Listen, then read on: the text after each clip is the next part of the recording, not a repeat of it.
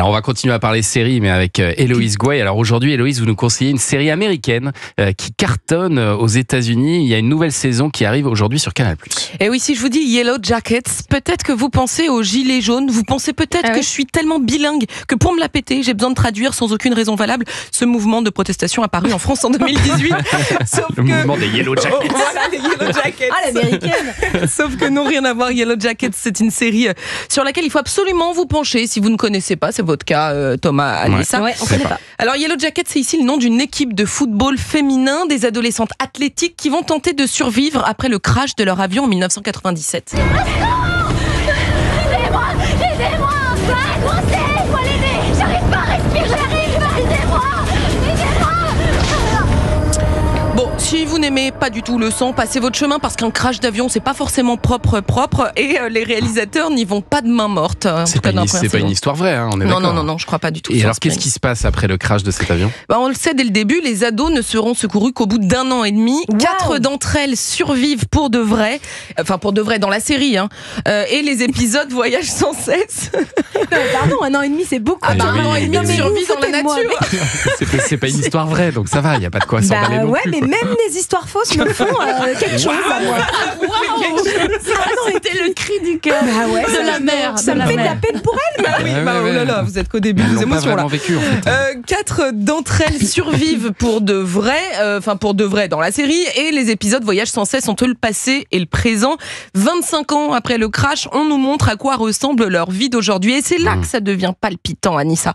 On comprend que ces survivantes ont caché pendant des années ce qu'il s'était vraiment passé là-bas, en pleine nature, pendant 1 an et demi, jusqu'au jour où un maître chanteur les menace de tout dévoiler. Waouh. Vous le faites beaucoup moins bien que moi. Est-ce qu'ils se sont entre-dévorés comme les pauvres qui étaient partis? L'Argentine, dans la Cordillère des Andes. Écoutez, messieurs, dames, les héroïnes ont scellé un pacte de silence juste après l'arrivée des secours. Et qui suis-je pour briser un pacte de silence ? Je vous dis juste que c'était pas joli. On s'était mis d'accord. On devait en raconter un minimum et éviter au maximum le feu des projecteurs. Plusieurs de mes amis sont morts. Pour ceux d'entre nous qui ont survécu, on a crevé de faim et prié pendant 19 mois, jusqu'à ce qu'ils finissent par nous retrouver.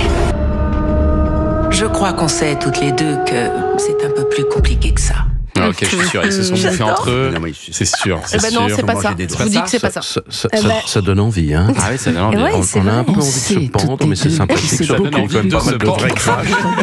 Non, mais elle a l'air géniale. C'est un phénomène aux États-Unis, cette série, vraiment. Après, c'est pas la première fiction où des survivants essaient de pas mourir de faim. Non, c'est presque un genre à part entière. Il y avait Lost, Les Survivants, le film, ou plus récemment, vous en parliez, Le Cercle des Neiges sur Netflix, inspiré d'une histoire vraie avec cette équipe de rugby. Mais d'une façon très précise. Voilà.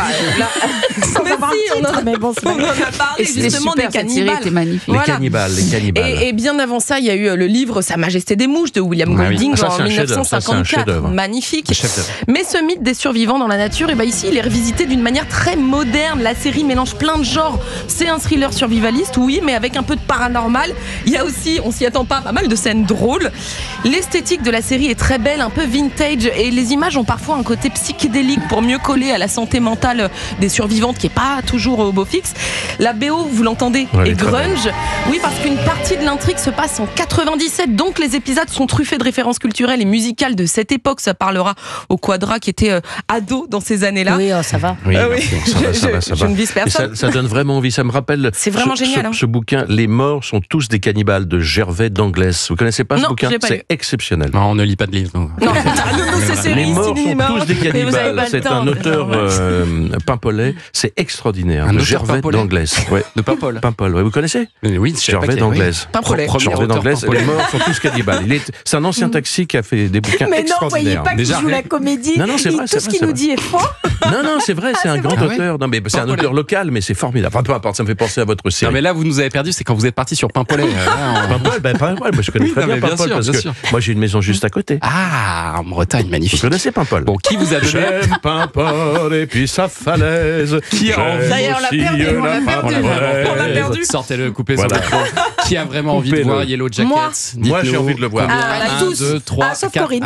Il faut juste avoir le cœur bien accroché parce qu'il y a des scènes un peu trash. Les 3 saisons, en tout cas, sont à retrouver sur l'application Canal+. Merci beaucoup, Héloïse Gouaille. Dans un instant, on va jouer avec